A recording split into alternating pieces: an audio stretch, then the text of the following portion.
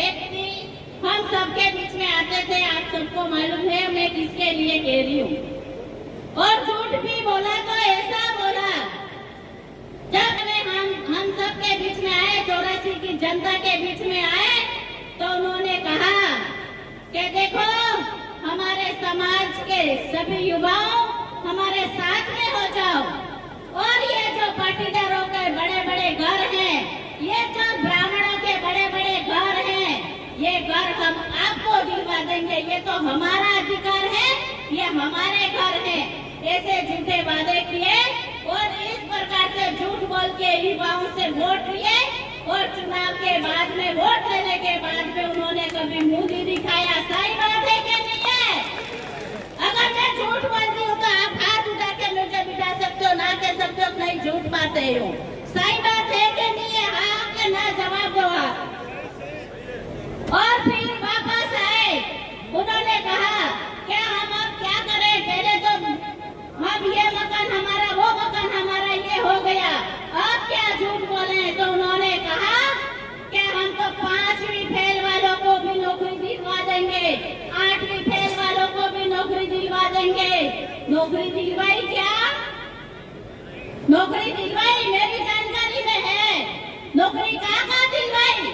गुजरात में दिलवाई है, महाराष्ट्र में दिलवाई है और अहमदाबाद में दिलवाई है। उन भाइयों को जब वोट पड़ता है तब वहाँ जाके सभाएं करते हैं। क्यों भाई?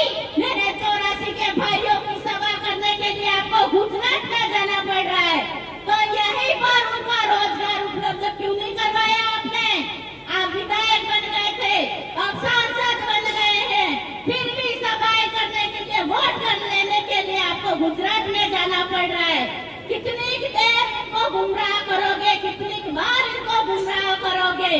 बसों में भर के लाते हैं, वोट दिलवाए, सुबह में मेरे भाई कहाँ गए इनको पता ही नहीं है। ऐसे मेरे भाइयों के साथ में झूठ बोल बोल के वोट लेने का काम किया है। अब आप सबके बीच में नहीं आएंगे, बार बार झूठ बोलते हैं, बार बार झूठ बोलते हैं। एक बार बोला, 2 बार बोला, 3 बार बोला, अब तो मेरे भाई समझ गए, मेरी जनता समझ गई है। समझ गए हैं कि नहीं गए हैं? और इसके बाद उन्होंने कहा हम तो हमारे समाज की बात कर रहे हैं। क्यों भाई? मेरे आदिवासी समाज का ठेका एक ही व्यक्ति ने ले रखा है क्या? ये वहां से लगाकर, मानशंकर जी से लगाकर यहाँ तक कांतिबाई तक, ये पूरे आदिवासी नेता हम सबके बीच में बैठे हैं। हमारा मत छोटा पड़ रहा है, वहाँ से लगाकर ये पूरे सरपंच साहब में सब हम चुनाव लड़ने वाले बैठे हुए। क्या हम आदिवासी नहीं है क्या? हमारे समाज का ठेका किसी एक व्यक्ति ने नहीं ले रखा